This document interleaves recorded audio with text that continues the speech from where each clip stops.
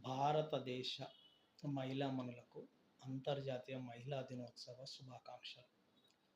భారతదేశ మహిళామణులు అనడానికి కారణం ఏంటంటే, ఒక్క భారతదేశంలో మాత్రమే మహిళలు అమ్మగా, ఆలిగా, బిడ్డగా, కోడలిగా, వదినగా, మర్దలుగా, అమ్మమ్మగా, నానమ్మగా, మనమరాళ్ళుగా అన్ని రకాల బాధ్యతలను పోషిస్తూ వారెంచుకున్న రంగాలలో కూడా అగ్రగామి స్థాయిలో నిలబడే మన భారత మహిళలకి ఆదిశక్తి స్వరూపాల్లాంటి భారత మహిళలను మా ఇంటి మహాలక్ష్మి పుట్టింది అని చెప్పుకోబడే స్థానంలో నిలబడే భారత మహిళలకు మనస్ఫూర్తిగా శిరస్సు వంచి నమస్కరిస్తూ మీ అందరికీ మహిళా దినోత్సవ శుభాకాంక్షలు తెలుపుకుంటున్న మీ సోదర సమానుడు బుద్ధా భిక్షపతి.